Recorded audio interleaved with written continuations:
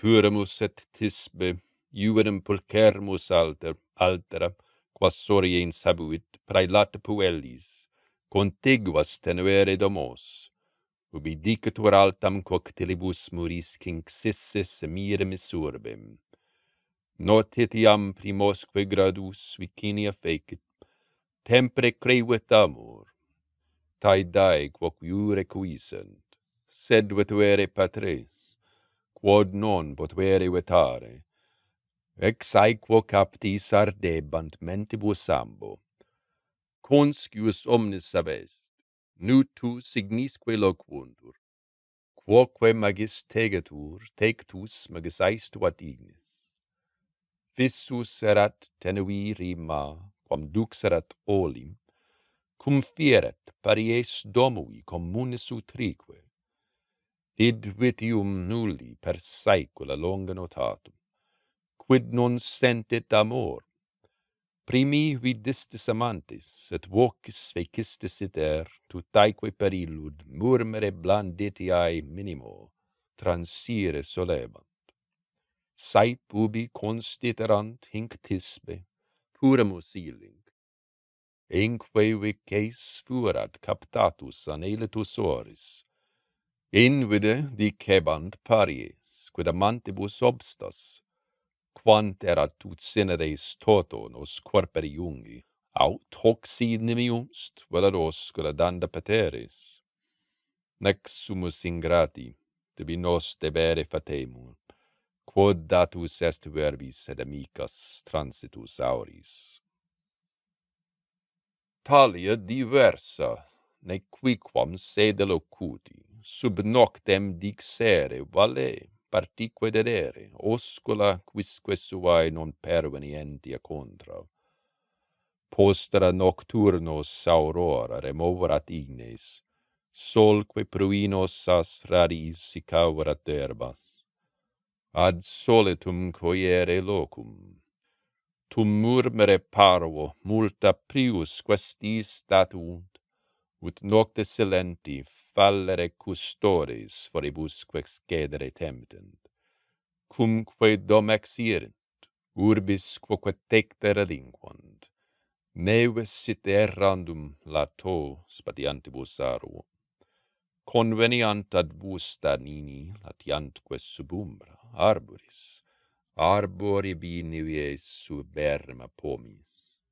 Ardua morus erat, gelido contermina fonti.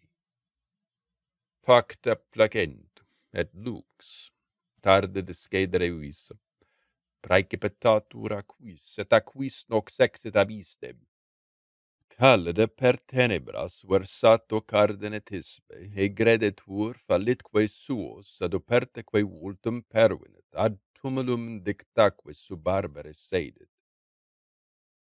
Audacem faciebat amor, et decere centi, caede laena boum spumantis obliter ictus, depositura sitim vicini fontis inunda. Quam procolad lunae radios Babylonia tisbe vidit, et obscurum timido pedefugit in antrum. Dumque fugit, tergo velamina lapsa radiquit. Ut lea saeva sitim multa conpesquit unda. Dum redet in silvas, in ventos fortes in ipsa, ore cruentato tenues aniavit amictus. Serius egressus vestigia vidit in alto, pulvere certa ferae totoque expalvitore puremus, ut vero vestem quoque sanguine tinctam reperit, una duos inquit nox perdit amantis, equibus illa fuit longa dignissima vita. Nostra nocens animast, ego te miseranda peremi, in loca plena metus, quius in nocte veniris, nec prior huc veni. Nostrum divellete corpus, et scelerate fero consumete viscera morsu, hoc cumque sub ac habitatis rupe leones, sed timid est optare necem, velamina tisbes tollit et ad pactae secum fertarbris umbram, utque dedit notae lacrimas, dedit oscula vesti, accepe nunc inquit nostri quoque sanguinis haustus, quoque erat ac inctus, de misit in ilia ferrum, nec mora ferventi moriens se vulnere traxit.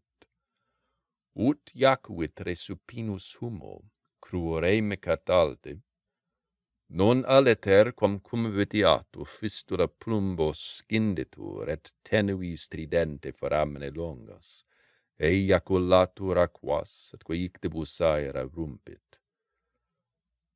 Arborii fetus ad spergene caedis in atram, vertuntur faciem, ma de facta quis sanguine radix purpureo tinguit, pendenti amora colore.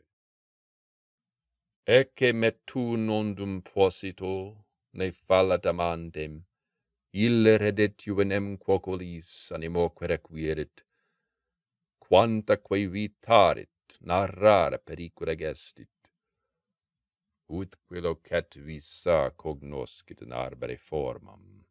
Sic facet incertam pomi color, haeret an haexit, dum dubitat, tremebunda videt pulsare cruentum, membra solum, retroque pedem tulidoraque buxo, pallidiora gerens exhorvet aequoris instar, quod tremet exigua cum summum stringitur rara.